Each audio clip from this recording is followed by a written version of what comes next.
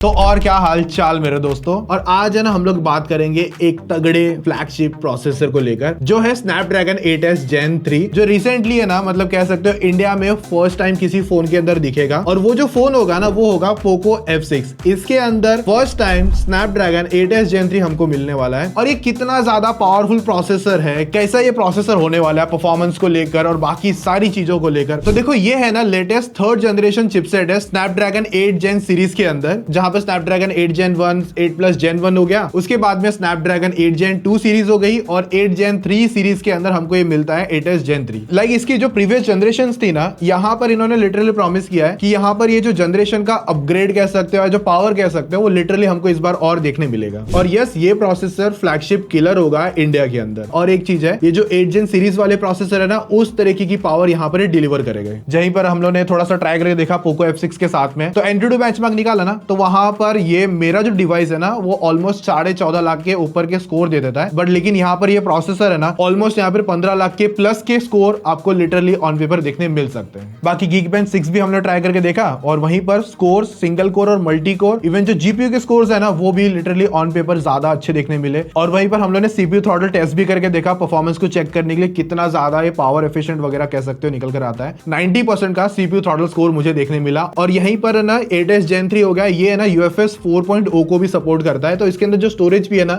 वो भी Poco F6 के अंदर UFS 4.0 की आती है, जिसके रीड एंड राइट के स्कोर ऑन पेपर अच्छे खासे फास्टर निकल कर आते हैं। लेकिन यहाँ पर ये जो प्रोसेसर है ना फ्लैगशिप TSMC 4nm वाला प्रोसेसर है, जहां पर ये पावर एफिशिएंट लिटरली एकदम नेक्स्ट लेवल निकल कर आता है। बहुत आपने सुना होगा कि 6nm वाला प्रोसेसर है, 8nm वाला प्रोसेसर है, तो इसमें से पावर एफिशिएंट कौन सा है? तो सिंपल कैलकुलेशन, जितना नंबर कम होगा, जैसे कि यहाँ पर हमें 4nm वाला प्रोसेसर मिलता है, तो यहीं पर ये प्रोसेसर पावर एफिशिएंट भी हो जाता है प्लस बैटरी सेवर भी हो जाता है। और लॉन्ग टाइम यूज करने के बाद में 4nm प्रोसेसर वाले जो फोन्स होते हैं ना, वहां पर उनकी जो बैटरी हेल्थ है ना वो भी ज्यादा अच्छी रहती है। और एक बात है कि यहाँ पर जो 4nm वाला प्रोसेसर है ना, लाइक यहाँ पर इंडिया हो गया या फिर पूरा ग्लोबल हो गया, वहीं पर ये 4nm वाले प्रोसेसर वाले जो फोन्स है ना ये लिटरली बहुत ज्यादा सेल हो रहे हैं। अभी देखो ये प्रोसेसर है ना थोड़ा सा ऑन पेपर समझते हैं, जैसे कि जो यहाँ पर 1 Cortex मिलता है आपको X4 का, वहां पर आपको ये 3.0 GHz पर मिलता है। और जो 8 Gen 3 है ना वो 3.3 GHz पर आता है। यहीं पर आपका A720 हो गया और वहीं पर A520 हो गया। और यहीं पर एक चीज है कि स्नैपड्रैगन 8 Gen 3 की जो ISP है वही सेम आपको मिलती है स्नैपड्रैगन 8s Gen 3 के अंदर। और साथ में जो GPU है वो आपको 735 का मिलता है 8s Gen 3 पर। और रही बात 8 Gen 3 पर आपको Adreno 750 का GPU मिलता है। तो यहाँ पर है ना इस पर जो LPDDR5X रैम हो गई और UFS 4.0 की स्टोरेज हो गई, तो यहाँ पर आपका जो वर्कलोड है ना एक तरीके से स्मूथ बनाता है और इवन फास्टर बनाता है, ताकि आप सीमलेस तरीके से अपना मल्टीटास्क वाला काम इजीली कर सको। लाइक इसे आप कह सकते हो अपना जो रैम मैनेजमेंट या मेमोरी मैनेजमेंट कह सकते हो वो आपका फ्लूइड हो जाता है। ऐप इंस्टॉलेशन होता है वो टाइम जो है वो रिड्यूस हो गया। उसके बाद में आपकी जो एप्लीकेशन को स्टार्ट करना हो गया वो भी फास्टर हो गई। आपकी जो गेम लोड करने का टाइम हो गया वो भी रिड्यूस हो जाता है। और उसके बाद में जो बैकग्राउंड में हम लोग मल्टीपल और इवन जो एप्लीकेशन खोल के रखते हैं वो भी ज्यादा अच्छी तरीके से रखता है। इवन उनको फिर से रीलॉन्च करना हो गया आपको वो बेटर देखने मिलता है। इवन उसका जो टाइम है वो भी अच्छा खासा शॉर्ट भी हो गया। आपका BGMI गेम हो गया, आपने बैकग्राउंड में रखा, कहीं दूसरी एप्लीकेशन पे गए, वापस आते हो तो उस ऐप को रीलॉन्च होने में थोड़ा सा टाइम लगता है। लेकिन यहाँ पर आपको बेटर स्टोरेज और LPDDR5X की वजह से रीलॉन्च टाइम है ना वो और फास्टर हो जाता है। इवन वो जो कह सकते हो टाइम है ना वो रिड्यूस हो गया पुराने जनरेशन के हिसाब से। बाकी ये जो प्रोसेसर है ना AI को भी ऑफकोर्स सपोर्ट करेगा, तो यहाँ पर आपको Aeon मिल जाता है, मैजिक इरेजर हो गया और AI ऑब्जेक्ट डिटेक्शन हो गया। और यहाँ पर अगर प्रोसेसर पे देखोगे ना तो कैमरास के अंदर यहाँ पर आपको Qualcomm Spectra triple cognitive ISP मिलता है, जहां पर आप है ना लाइक एक्सट्रीम फोटो खींचते हो जिन पे डायनेमिक रेंज हो गया, विविड कलर्स हो गए और वहीं पर आपको क्लैरिटी हो गई और high realistic gaming mobile experience मिल जाएगा, जहां पर आप Quad HD Plus पर आप 144 हर्ट्ज की क्रिस्प एंड शार्प और कह सकते हो स्मूथ ग्राफिक एक्सपीरियंस ले पाओगे। बाकी यहाँ पर आपको ऑफकोर्स में गेमिंग के अंदर रे ट्रेसिंग हो गई, उसको भी सपोर्ट करेगा। बाकी कनेक्टिविटी देखोगे तो ऑफकोर्स ये 5G तो होंगे प्लस डुअल 5G, मतलब आप एट अ टाइम पे यूज कर सकते हो। 5G प्लस 5G आपके 2 सिम हो गए। कनेक्टिविटी के अंदर आपको DSDA मिलता है, यानी कि डुअल सिम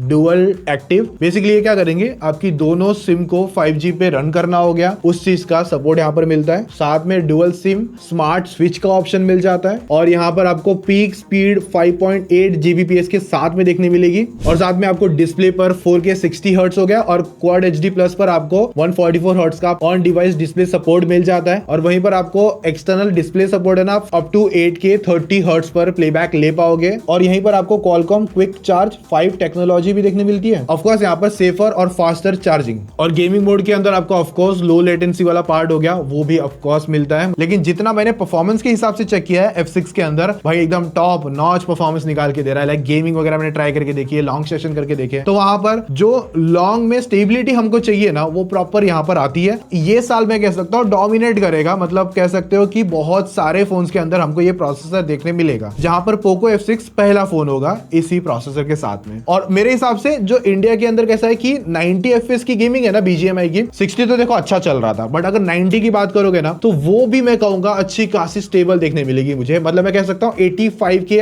ऊपर वाली गेमिंग यहाँ पर ये प्रोसेसर हमको करवा के देगा। और 8s Gen 3 के साथ में ना मैंने यहाँ पर BGMI तो खेल के देखा, बट अपना जो हैवी एंड और गेमिंग मसाला आता है जेंशन इम्पैक्ट, वो भी हमने ट्राई किया फुल ग्राफिक्स फुल FPS पर, और भाई मुझे परफॉर्मेंस में कोई ज्यादा प्रॉब्लम नहीं लगी, एकदम मस्त स्टेबल गेमिंग ये करवाता है 8s Gen 3 पोको F6 के साथ में। और यहाँ पर आप लॉन्ग सेशन वाली गेमिंग यहाँ पर आप कर सकते हो, इनकेस अगर आप जेंशन इम्पैक्ट जैसा गेमिंग करते हो। मतलब लिटरली इससे बड़ा गेम तो अभी शायद से प्ले स्टोर पे अवेलेबल नहीं है, जहां तक मुझे पता है। अगर कुछ है तो कमेंट में जरूर बता देना। और देखो एंड करने से पहले पोको F6 के बारे में आप क्या डिटेल में जानना चाहते हो, एक बार कमेंट में जरूर बता देना। तो जब इसका हम लोग डिटेल वीडियो और लाएंगे, तो वहां पर हमको वो सारे पॉइंट्स याद रहेंगे आपके जो आपने क्वेश्चन करे, और वो हम लोग आपको मस्त में उस वीडियो में डिलीवर कर दे। तो कमेंट जरूर करना, मजा आया लाइक शेयर सब्सक्राइब कर देना। मिलते हैं नेक्स्ट वीडियो में, अभी के लिए टेक केयर, बाय, जय हिंद।